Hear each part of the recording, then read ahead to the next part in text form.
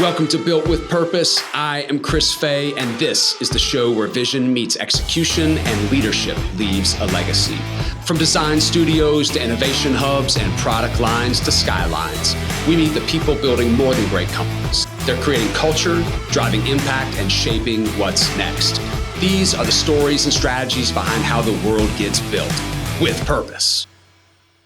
Hey, everybody, welcome to Built with Purpose. Today is another episode of Between the Builds.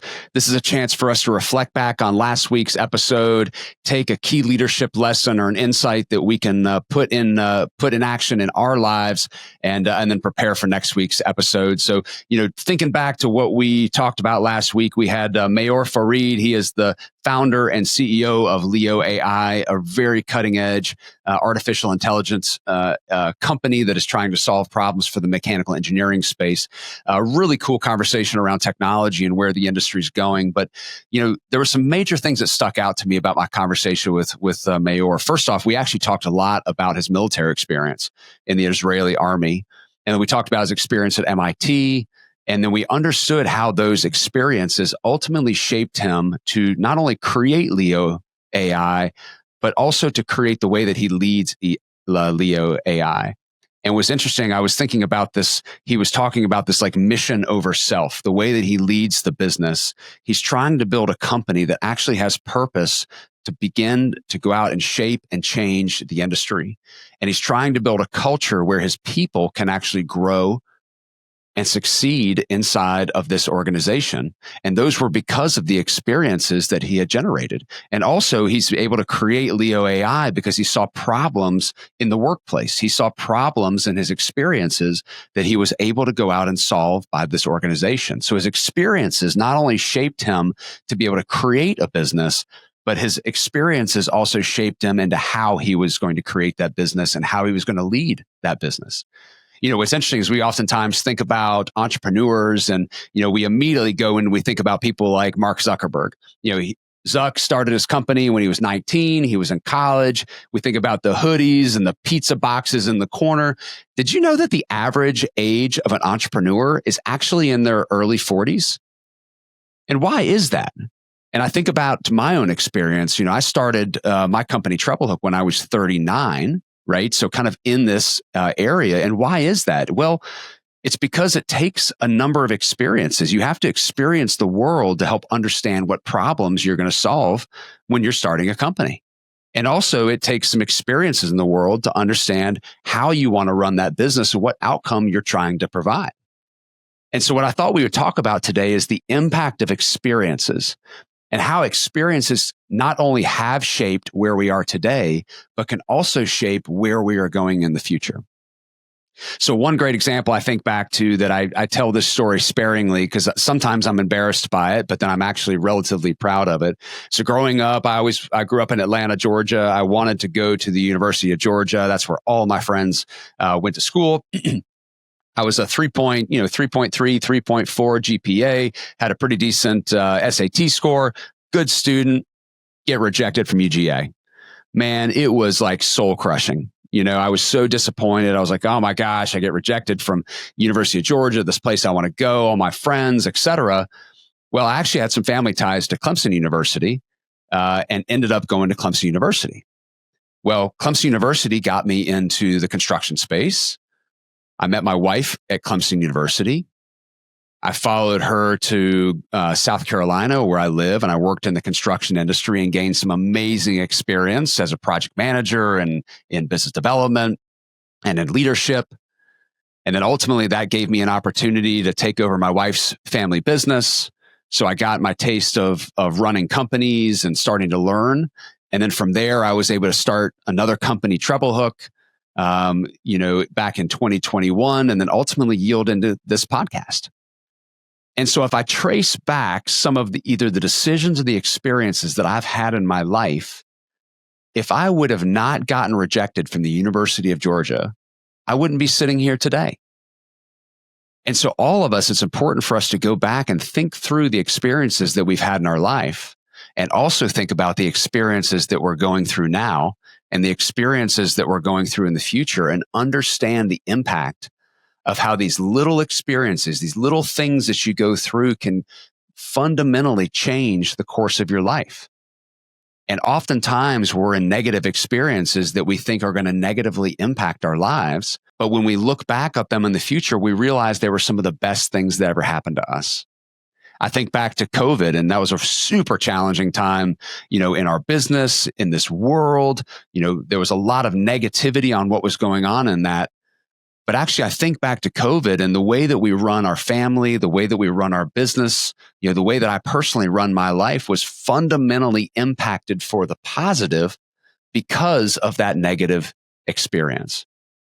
So when we start thinking about experiences, we need to understand the gravity by which they can actually change the course of our life.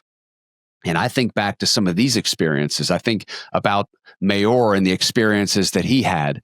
I think about experiences that you might be going through in your life right now and how those can shape us to help solve problems in the future. I also think about starting a company and why is it that people in their early 40s are kind of the average for the people that start businesses is because starting a company is hard. You have to have some sort of experience in your life to be able to understand problems that you can seek to solve. And when I started Treble I knew the construction industry. I knew what it was like to sell construction and to build projects. In my TPM experience and in running that organization, I knew what it was like to run a sales organization and to coach and lead people. I understood the financial aspects of running a company, develop experience and expertise in the software industry, and then was able to combine all of those experiences to build a company. So if we fundamentally understand that the experiences of the past, good and bad, have course corrected our lives, how are we thinking about the experiences that we're going through today and the experiences that we're going to be going through tomorrow and how they will shape our lives? And the amazing thing is that we actually get to take control in some scenarios of the experiences that we have today and tomorrow. And we start thinking about where do we want to take our lives? Do I want to start a business? Do I want to become a leader? Do I want to have an amazing family? Do I want to go serve in the government? Do I want to serve in my community? Well, if those are the visions that you have for your life and you know that experiences fundamentally shape the outcome, why are we not taking control of the experiences that we go through every single day? If I want to be a better leader, by God, I need to spend more time around really good leaders. I need to read books and content and podcasts around leadership. I need to put myself into positions in my company that are going to open up opportunities for leadership. I'm going to improve my chances of becoming a better leader by proactively taking control of the experiences that I'm getting ready to go through. If I want to start a company, how am I thinking about the problems around me that I can ultimately find a solution for that could ultimately yield me a business in the future? If I want to change my community, what am I doing today to potentially get out in the community to learn about the problems that need to be solved? So one of the things I think you should be thinking about, and I need to make sure I'm thinking about, is don't discount your own story.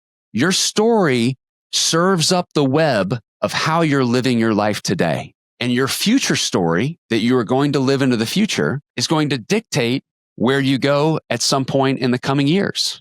And if we reflect back on that opportunity, it actually should excite us and empower us to take more control over how we're living our lives every single day. Now, you can't oftentimes prevent bad things from happening. And oftentimes you can't prevent really good things from happening. But what you can do is improve your chances. You can improve your chances of having a desirable outcome for you personally, in your professional career, in your family, with your friends, in your business, and in your leadership, and also in your leadership style. So how can you take control?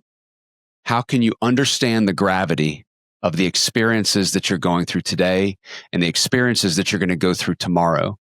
And how can you begin to take control of those experiences and improve your chances of a desirable outcome in the future? So I want to thank Maor for joining. Amazing leader, taught us about how experiences have shaped him to create this amazing company, made me reflect back on how these experiences have shaped me. And I'm hoping that you understand how these experiences not only have shaped you, but will shape you in the future, and how you can take control of those experiences to improve your chances of a desirable outcome in your life. Next week, we've got Chris Dornfield. He's the CEO of Whistle Rewards, an amazing tech platform that is driving activity and actions and business through micro incentives and rewards. And so it's going to be a really awesome dialogue. Looking forward to the chat with Chris. And with that, I hope you all have an amazing day. Keep building with purpose. Okay, thanks for joining me on Built with Purpose. If you have enjoyed today's episode, subscribe, share, and leave us a review. It helps more bold leaders find the show. For resources and show notes, visit our website and connect with me, Chris Fay, on LinkedIn. Until next time, keep building great companies, cultures, and legacies with purpose.